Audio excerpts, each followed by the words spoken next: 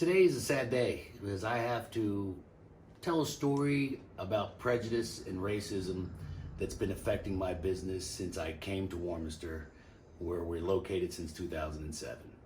So I'm going to try to skip over a lot. There's been a lot of details in this, but to sum it all up, in 2007, I was looking to move from my location, looking for a place I was renting. So I wanted to get a property that I could own and we could expand and grow our business. So I found a property basically a mile away from where my old location was, but as soon as we crossed over to one line, we're in a different township.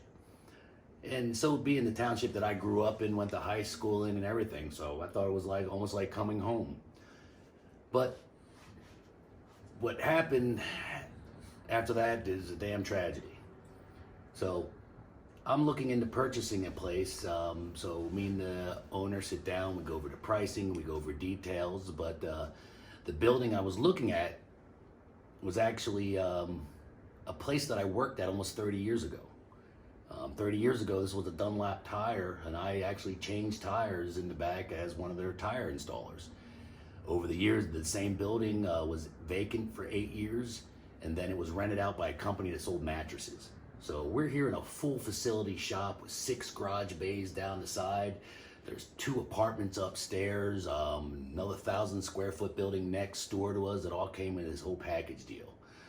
So in order to get the place, I had to go in front of a zoning board because the township said it had lost its zoning to be a garage. Now, 6 garage bays down the side, there's lifts inside the ground in every garage bay. This place is an obvious mechanical garage facility. So no brainer, we go back, tell them, the mattress store moved and I'm going to be purchasing the place and I want to open it back up, real proud of the place I used to work at, coming full circle around to be the owner of the facility and to bring my motorcycle business to this location. Well, finding out this was going to be the biggest challenge and obstacle in my life. Little be known to me, as we set up for the zoning hearing to go back and get it changed over, you have to hire a lawyer to do this all because the incorporated can't represent yourself in front of the local township zoning ordinance board. So here to find out the location, they put a notice out to the neighbors, hey, a motorcycle shop's going to be coming in. They want to get this facility. They want to turn it back. They want to turn it back into a garage that it, was and is apparently set up to be. And I guess one of the neighbors didn't like the idea at all. So where my building is located is on the corner street front of a major road. We're all commercially zoned. So didn't think this was going to be any kind of obstacle. But the one neighbor in the back did a full workup on me, which at this day and age, it was the big days of MySpace. So I had my MySpace page up, pictures of me, my family, what we did, the bike industry, and where we were at the time.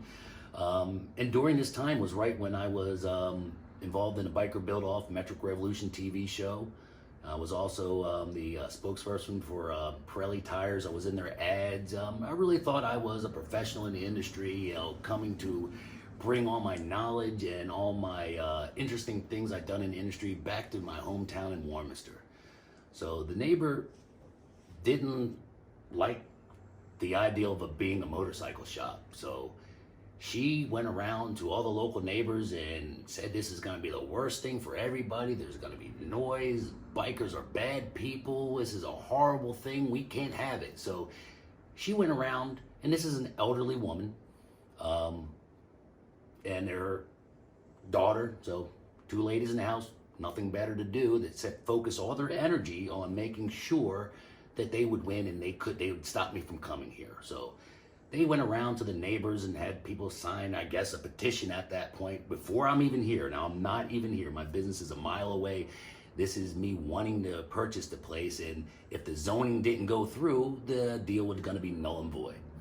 So I go to the zoning hearing. I have my lawyers. There's, what do I want to do? I want to come back there. I want to take that old rundown building. I'm going to rehab it. We're going to bring all my bikes over here. We're going to continue to do business. This is a great thing for the township. I'm on a TV show.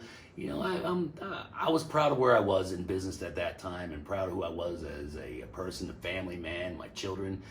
This was a great thing from us. And then literally about less than a mile from my house where I was living. So I was like, man, I could practically walk to work. What a great thing. You know, not that I was far before, but I'm in my hometown now. So we go to the township, and the elderly lady's there, and I think there was about 3 other neighbors at that point. You know, she made it seem like, you know, a biker gang is coming to town, man. It's the worst thing in the world gonna happen.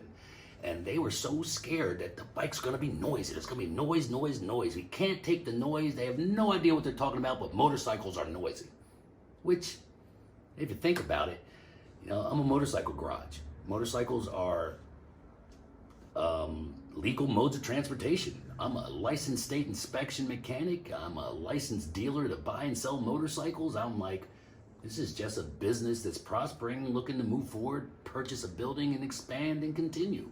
You know, I'd never thought of it as anything negative in my life. I thought this was a great thing.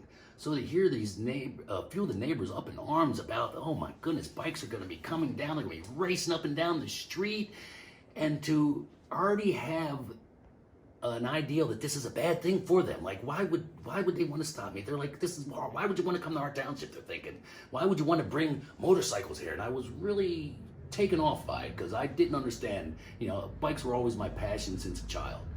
So I'm there and I hear the ladies speak up like, we're worried about motorcycles coming in there and racing up and down the street, and they're gonna make noise and all this and therefore. And I was like, listen, I'm a custom bike builder. We do fabrication, we're welding, we do airbrushing, we powder coat, we sell accessories, we work on bikes, we do state inspections, we're making bikes safe for riders.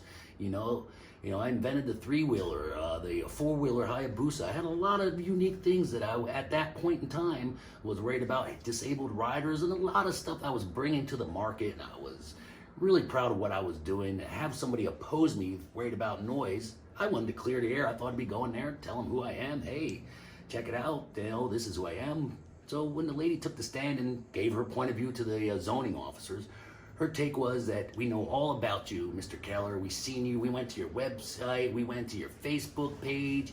And I was like, wow, these ladies, okay. I was like, great. Then you know who I am in the industry, and they'll know I'm a good person. And they were offended. They wanted nothing to do with me being there.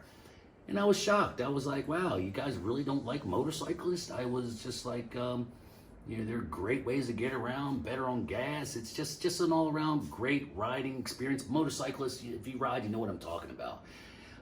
So she went up there, spoke her mind, and really didn't make any sense. I was like, listen, we're not going to be racing down, out behind our building. There are houses. We are on a major street that everything is commercially zoned.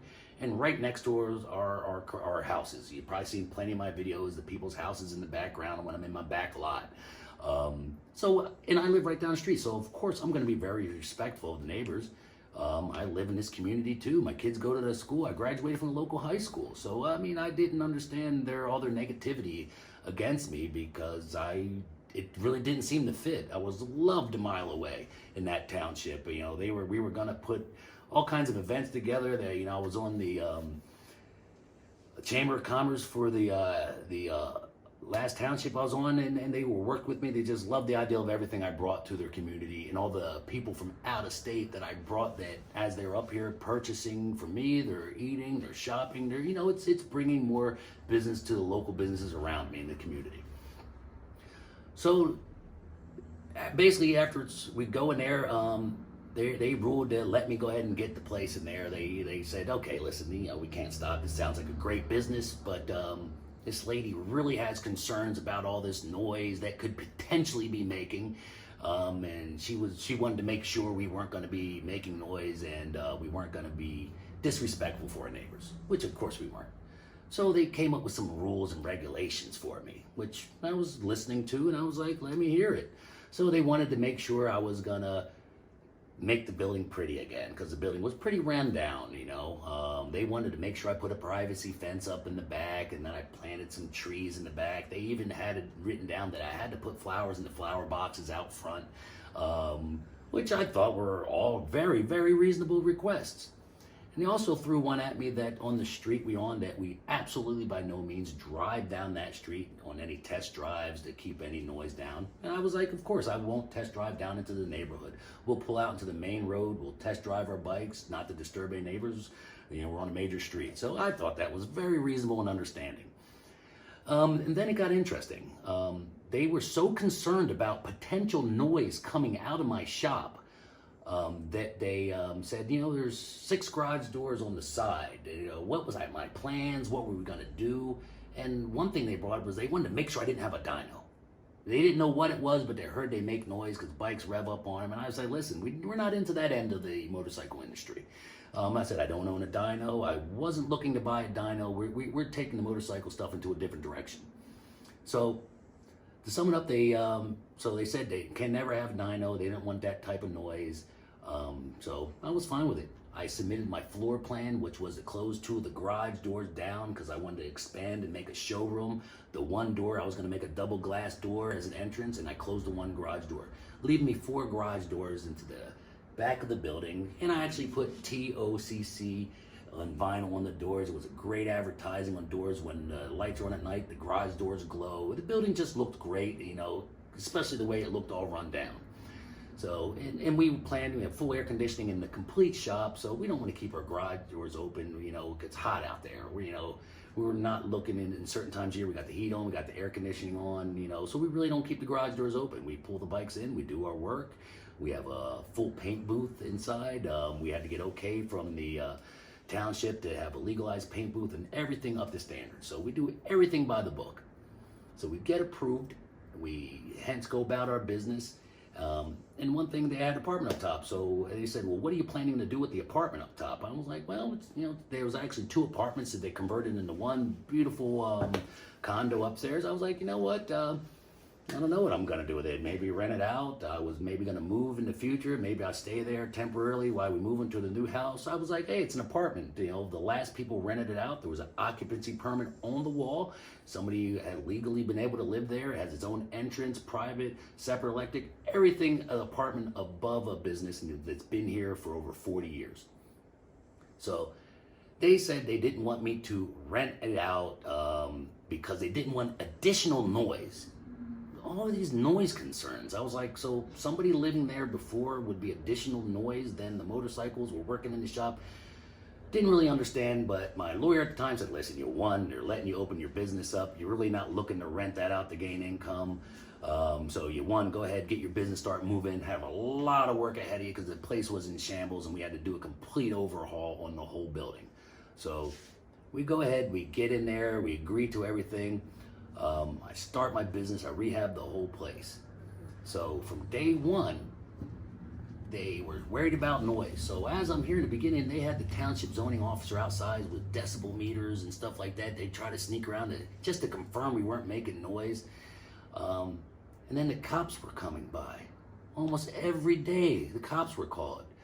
The lady was complaining, the one lady, because after the initial zoning officer, it was like 3 of the neighbors, they realized that it was just the one lady's prejudice, I guess, motorcyclist, that really didn't have any valid. So after the first zoning hearing, they said, lady, you're on your own. The other neighbors actually shook my hand and said, welcome to the neighborhood. You sound like a great person. You're going to do big things here, and you're really a positive person.